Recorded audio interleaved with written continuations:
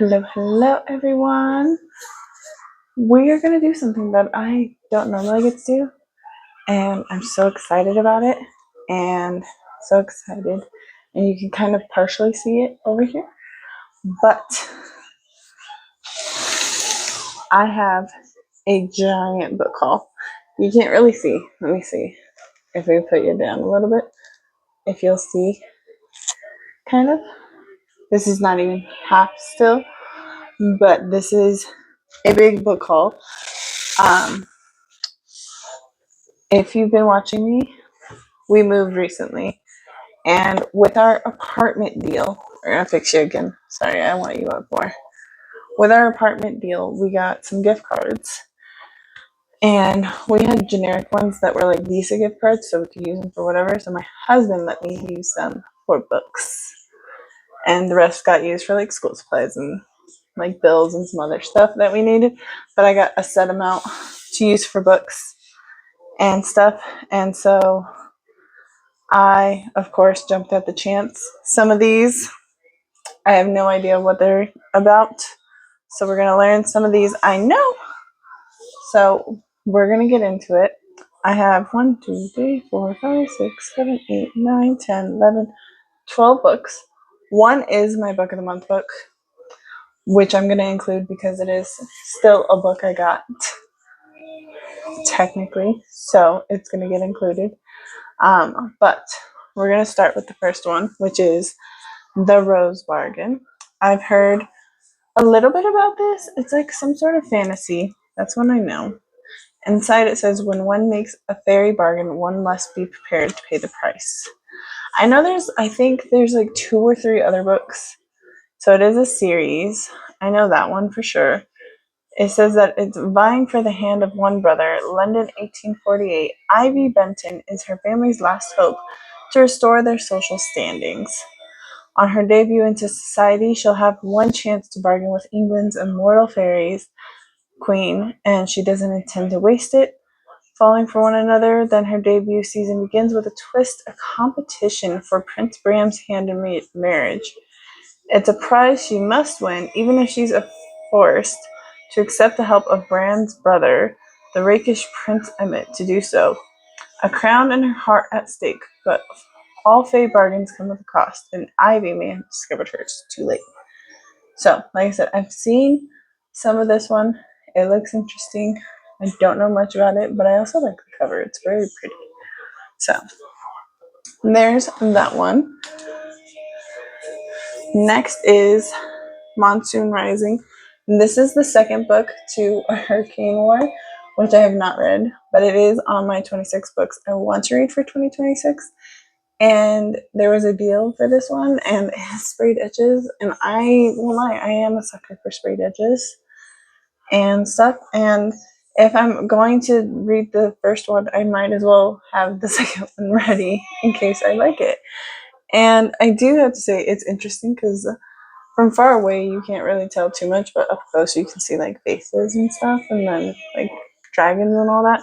And I know it has to do with like light and dark powers, and like I said, the first one was about like a prince who's trying to like do something, and then there's a girl who has light powers, and then he tries to get her help for something. And like I said, I haven't read the back of this because I don't want to spoil the first one since I haven't read the first one. So there's that.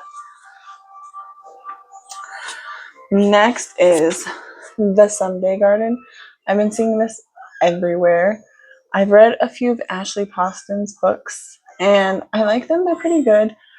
I wouldn't say I love them, but they're good.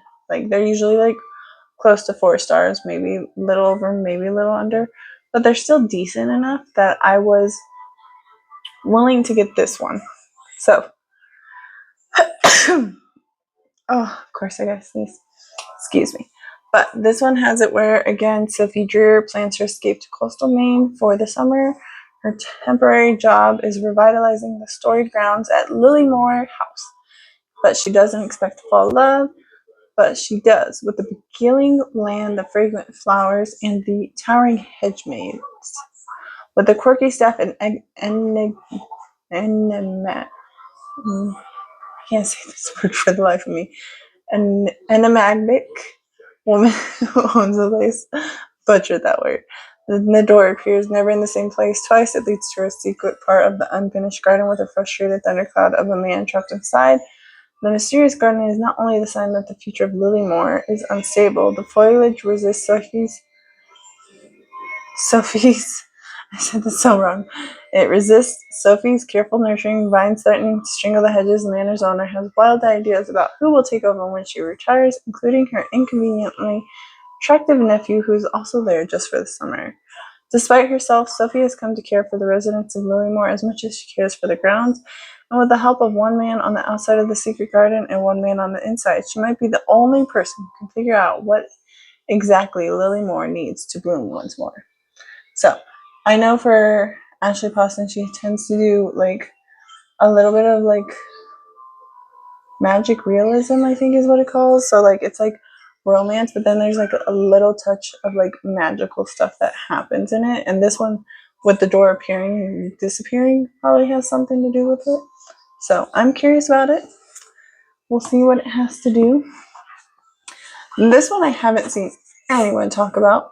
It is the Hearth Witch's Guide to Magic and Murder. It seems very interesting. This was also part of like a deal for paperbacks. And again, when I had a set amount, I was trying to get the best deals of books that I wanted, but also like for a good deal. So this one has it where a rise in London supernatural crime puts Fae's society at a risk of discovery when your council turns to an unlikely solution. Avery Hemlock, she is the changeling they sentenced to 500 years of nightmares.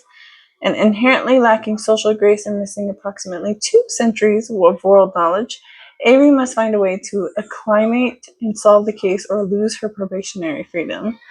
But after being left at the altar and dropping out of medical school, Saga Trigg attempts to rekindle her faith in life, humanity, and witchcraft. But when the new neighbor Avery accidentally reveals the Fae, who have been living among humanity all along, Saga realizes magic is far more than prayers, intention, and candles, and they each face with navigating an unfamiliar world. The two form an unexpected partnership, but shortly into Avery's investigation, they discover the threat might be closer to Saga than either of them imagined, and Avery will do everything to protect the first friend she's had in more than 200 years. And it says it's a cozy fantasy for mystery readers and stuff, so I like cozy fantasies and I like the mysteries, so I thought this one would be a perfect match. It's got like a little donut and a little skull on it and stuff, so I like that one. And this is A Forbidden Alchemy. This one I've seen a couple of times and stuff, and it also had a pretty straight edge. And the funny thing is that I accidentally ordered 2 copies of this, and so I had to go back and return one because I, for some reason, ordered 2. My brain just added it twice and forgot about one. So this one has it where it says Nina Har and Patrick Coulson are 12 years old when they are whisked away from their mining towns to dazzling Bellavere City to determine their fate, if they're going to wield powerful artisan magic or return to the craftsman families in their minds. But they discover a devastating secret, which is that artisans aren't born, but chosen. So years later, the two have taken very different paths. Nina is an artisan who is the rarest and most coveted type, and Patrick is the helm of the rapidly igniting craftsman revolution. And when Nina is captured by a group of Patrick's rebel group, sparks are still flying between them as he asks for her help, and she must make an impossible choice which will determine the fate of their world. So, I have seen it a little bit, but I haven't really seen anyone read it. And I think there is a second book out, so I think it is a series. I just saw it now that it says book 1 up there, so it obviously is. And and then down here it says it's a trilogy. I need to look at my books a little more when I'm buying them, but there is that. Next one, I haven't even taken the sticker off. It is Sea of Charms by Sarah Beth Durst. This is part of the Spell Shop series. This is the 3rd book. I have the first one and I read the second one. The first one is The Spell Shop. Love that book. It was great. The Enchanted Greenhouse was pretty good. Interesting. Still liked it, just not as much as the first one. This one follows a character from the Enchanted Greenhouse who kind of is on the ship. And if I remember correctly, she basically is going around and then finds someone. So it says, overhead stars begin to freckle the sky and Perry frolic beside the sailboat. There was a crispiness to the air brightened by the sea salt that felt a little like snow, though there were no clouds in the sky. Wearing one of Marin's heavy coats, Dex looked like a dashing pirate from a highly unrealistic ballad. He also looked as if he belonged out here on the sea with her. Excuse me. My allergies have decided to start up. But this has kind of like some magical creatures, different animals, and I believe there's like some sort of plant that came from the Enchanted Greenhouse that is like sentient. There's always like sentient plants in the stories, so there's one that I think is on the ship with this character, and it is very interesting. I'm checking something too. I got this one, like I said, from the thing. It just came out not too long ago too, I believe, so I was really excited about that one. And then we got Ruinous Ends. This is Ivy Marie. This is the second book in the Immortal Consequence series. And I think it's only just 2 books, but then there's also like a prequel that goes over, I think it's Ren and August's story from like when they first met and kind of like became rivals and whatnot. But this is like the sequel to Immortal Consequences, where it's following the 6 dead teenagers in the underworld after they dealt with the, I forgot what it's called, like the decennial or something, right? Where only one was allowed to win. And they're now learning like the truth of what's going on and everything. So I really loved the first one. It wasn't a 5-star, but it was very close. There's just the fact that there was so many point of views and some confusing things that kind of made it hard to follow. But this is good, and it does have sprayed edges, and I love the design of the cover. It's so pretty. I love it. So this one I obviously had to get. This one too came out just recently. I think it was the end of July, if not the beginning of August. I want to say, no, middle of July, because it was like July 15th, I believe. So there was that one. But I can't wait for that one. Then we got this big old chunkers called City of Gods and Monsters by Kayla Edwards. This is book 1. I think there's 4 books in this series. But from what I was told, or what I remember hearing about this one, is that if you liked Crescent City, the first book, The House of Earth and Blood, which I loved, this was very similar to that, but also very different. Like, it's similar in that it's like an urban fantasy and stuff, and there's monsters and like secrets and all that, but it's different from what I remember. I didn't read the summary. I just took who I remember hearing that from, which was Destiny. She said something about this a long time ago, and ever since she said that, I've had this on my wish list, and I was like, I need to get this one at least. I've been eyeing it for a while, so I finally got this one. Can't wait for that. Like I said, I have no idea, but it is like a big chunkers of like 700, 750 pages. So this one is a 2-for-1 thing. So I got Accomplice to the Villain and Adversary to the Villain. This one is book 3, and this is book 4. This one just came out, and I am enjoying that series so much. The first book was really good. The second book I gave it 5 stars. I read it at the beginning of the year. So I am excited to see what's going on, because that is one that is like a fantasy where it also has like a romance that is slowly starting. So I can't wait. I love the fact that the covers are sprayed edges and all that and all the things. And you continue to have, I think it's Kingston is his name on the cover. One says Short King, and then this one says Queen. So, but I got both of these to finish off for now the series. I don't know how many books are going to be in the series as a whole, but for now, I will be caught up with book 3 and 4. So, there is that. The next one is Raven Scholar. This is another chunky book. I got most of these because I've seen them or because I'm curious. This one, like I said, I did get in the beginning from the library, but I haven't read it yet. And it's such a big book that it's one of those things where I think I want to be able to take my time with it. And it sounds interesting. And I've heard a lot of people really like it. I don't know much about what it's about, so let's see. It's a masterful woven tale of imperial intrigue from the electrifying new voice in epic fantasy. So it says, let us fly now to the Empire of Iran, where after 24 years of peace, the reign of Bursan the Brusque has come to an end in the dizzying heat of midsummer. 7 exceptional warriors, thinkers and strategists, I can't speak. They are competing to replace them. When one is murdered, it falls to Nima Kra, the Emperor's brilliant, idiosyncratic high scholar, to find the killer and fight for the throne. Nima believes she is alone, but we are here to help. All she has to do is let us in. If she succeeds, we will win an empire. If she fails, death awaits her.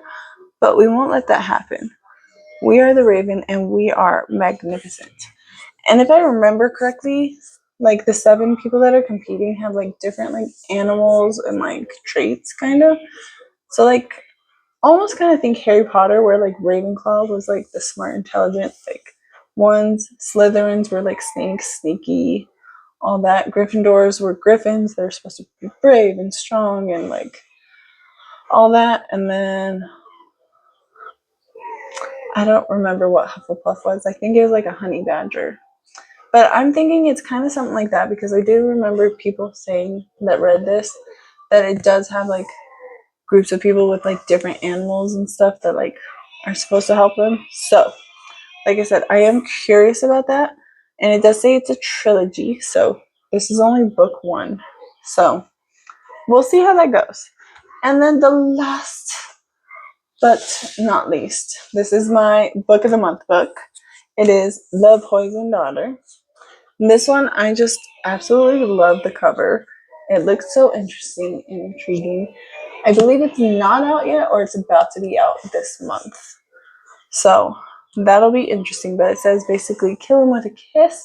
If I remember correctly, the daughter has it where if she kisses someone, she kills them with poison. She's betrothed to a guy and stuff, and she tries kissing him to kill him, but for once he's immune and he ends up being her betrothed or something. So, she likes the fact that when she kisses them, it kills them.